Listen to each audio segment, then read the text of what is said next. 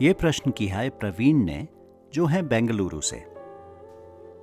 प्रवीण पूछते हैं, हमें सभी से प्रेम करना चाहिए, लेकिन जो दूसरों को परेशान करते हैं या किसी धर्म विशेष के नाम पर हिंसा भड़काते हैं या उदाहरण के लिए स्त्रियों या बच्चों पर अत्याचार करते हैं, उन सभी लोगों से हम किस तरह प्रेम कर सकते हैं? नमस्ते प्रवीण जी। आइए छोटी चीज़ों से कुछ आगे बात चलाते हैं। हिंसा और अत्याचार फैलाने वाले को प्रेम करने के बारे में सोचने से पहले उन चीज़ों के बारे में सोचें जो हमें वाकई करनी चाहिए, जो बेहद ज़रूरी है। क्यों न हम वहाँ से शुरू करें जहाँ पर हम हैं, जो हमारी अभी की हालत है, यानी अपने समाज और अपने घर से। क्या हम सचमुच अपने माता पिता से प्रेम करते हैं? क्या हम बिना किसी शर्त के अपने बच्चों से प्रेम करते हैं? क्या हम अपने परिवार के बाकी लोगों की सचमुच परवाह करते हैं? हमें उनके बारे में एक प्रेम के ख्याल आ सकते हैं, यहाँ तक कि उनके प्रति प्रेम की भावना भी महसूस कर सकते हैं। लेकिन क्या यह प्रेम हमारे काम या बर्ताव में डिस्प्ले होता है या झलकता है? हम उससे जाने जाते हैं जो हम करते हैं, न कि उससे जो हम कहते हैं कि हम ये करेंगे। Action speaks louder. तो आइए छोटे छोटे कदमों से शुरू करते हैं। प्रेम एक इंसानी ज़रूरत है, सभी को प्रेम की ज़रूरत है, लेकिन जहाँ प्रेम देने की बात आती है हम कंजूसी कर देते हैं, और जब लेने की बात आती है तो दूसरों को कंजूस ठहराते हैं। हम सजग हो जाते हैं कि हम कितना प्रेम करते हैं और किससे करते हैं। हम अपना प्रेम किसी खास इंसान के साथ बांटना चाहते हैं, लेकिन सभी के साथ नहीं करना चाहते। हम बिना किसी शर्त के प्रेम नहीं करते। इसकी वजह है कि हमें डर लगता है कि कहीं कोई हमारा गैर फायदा न उठा ले, कोई हमको चीट न करे। जब मैं बिना किसी शर्त प्रेम करने की बात करता हूँ तो कई सवाल उभर आते हैं, जैसे क्या किसी के लिए हर वक्त प्रेम देते रहना मुमकिन है? क्या सबके साथ यह उबाऊ नहीं हो जाता? क्या ऐसा करना वाकई मुमकिन है? मैं आपको सभी से प्रेम करने के बारे में साफ तौर पर समझाता हूँ कि ताकि हमें सही समझ मिले, खास तौर पर हमारे युवा पीढ़ियों के लिए। रोजाना के जीवन में हमारा प्रेम एक क्रिया है, काम है। वह हमें अपने प्रियजनों एवं परिवार के लोगों के लिए कुछ न कुछ करने को प्रेरित करता है। जब हमारे प्रियजन बीमार होते हैं तो हम उसकी देखभाल करते हैं, देखरेख करते हैं। हम अपने बच्चों के साथ खेलते हैं और मजे भी करते हैं। अपने परिवार के लिए जो कुछ भी जरूरी है वो हम सब कर देते हैं। जाहिर सी बात है कि हम जिनसे भी मिलते हैं उन्हें उसी परवाह और तीव्रता से प्रेम नहीं कर सकते। हम जब सभी से प्रेम करने की बात करते हैं तब इसका यह मतलब बिल्कुल नहीं है। जब हम सभी से प्रेम करने की बात करते हैं तो हम उस हृदय से हृदय के जुड़ाव का जिक्र कर रहे हैं जो दिखाई नहीं पड़ता, जो इनविजिबल है, हमारा एटीट्यूड में अंदर छुपा रहता है। जब मैं सड़क की दूसरी ओर किसी को देखता हूँ तो क्या मैं उन्हें प्रेम भरी नजर से देखता हूँ या खामुख होकर देखता हूँ? जब मैं फेसबुक फीड पर सरसरी नजर डालता हूँ और अपने दोस्तों की तस्वीरें देखता हूँ तो क्या मैं उनके बारे में प्रेम से सोचता हूँ? जब मैं किसी से बात करता हूँ तब क्या मेरे हृदय में उसके लिए प्रेम है? जब कभी मुझे गुस्सा भी आ जाए तो क्या मैं उस गुस्से पर काबू रखता हूँ ताकि वह मेरे भीतर के प्रेम को विषैला या जहरीला न कर दे? हमारे दिल को हमेशा खुला होना चाहिए। इसमें से प्रेम हमेशा बहते रहना चाहिए। जब हृदय हमेशा प्रेम से उमड़ रहा हो तब क्या होता है?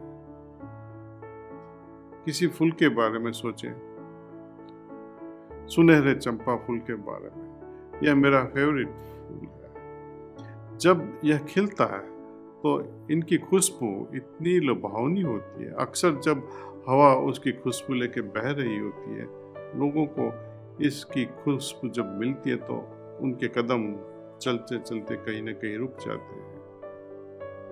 सुनहरे चंपा के आसपास हर कोई इसकी खुशबू से लाभ पाता है, लेकिन मुझे ये बताएं कि उसकी खुशबू से सबसे ज्यादा फायदा किसको होता है?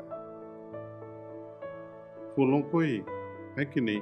सुनहरा चंपा अपनी खुशबू में डूबा रहता है। वो ऐसे ही फूल की खुशबू फैलाता है जिनकी वजह से सब उनकी तरफ आकर्षित होते हैं, खास करके बटरफ्लाइज,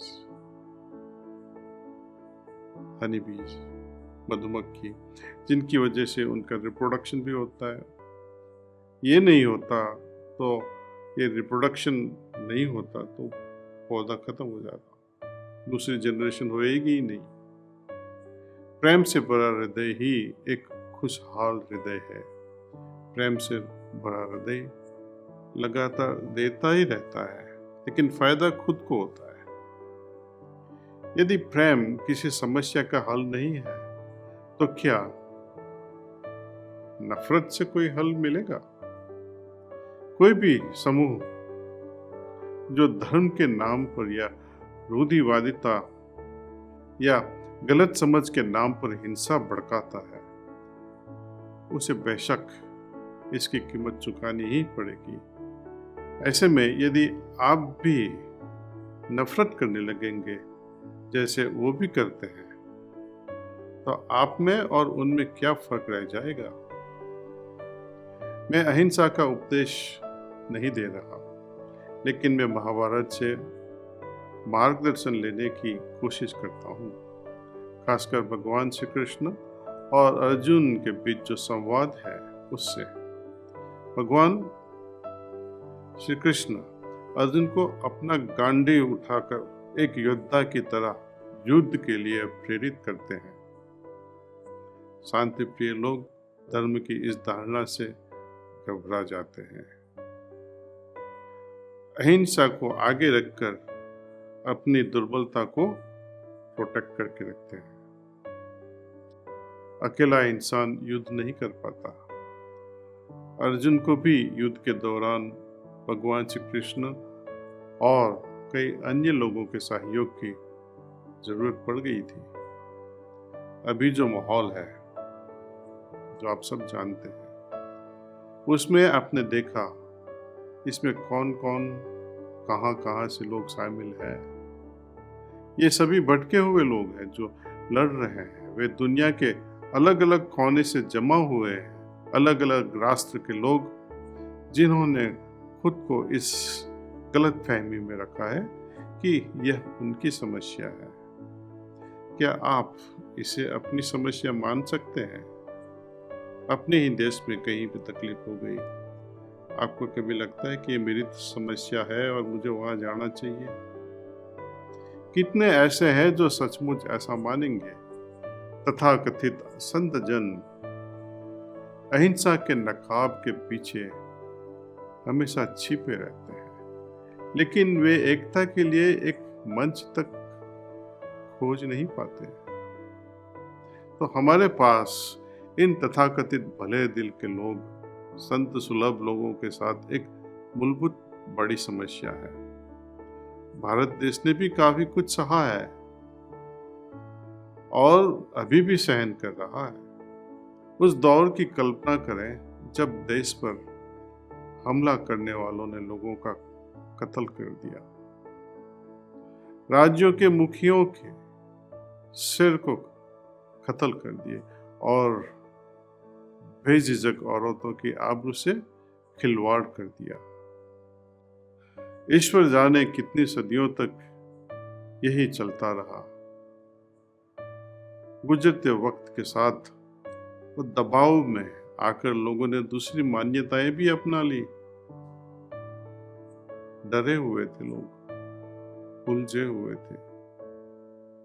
उन्होंने उन जख्मों को भुला दिया जिनकी वजह से उन्होंने अपनी मान्यताओं को बदला। ईरान का उदाहरण लीजिए। एक समय ईरान एक आर्य देश था। ईरान आर्य नाम भी सिमिलर है। उसकी संस्कृति बहुत ही समृद्ध थी, जो पारसियों के जरथुस्त्र धर्म के साथ धुलमिल थे। हमला करने वालों ने ईरानी राज्य को ध्वस्त कर दिया, जैसे अभी हो गया अफगानिस्तान।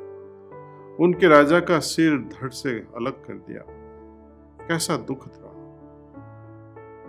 इस तरह कत्ल करने वालों के खिलाफ खड़े होने का साहस कौन कर सकता है और कौन कर सकता था उस जमाने में।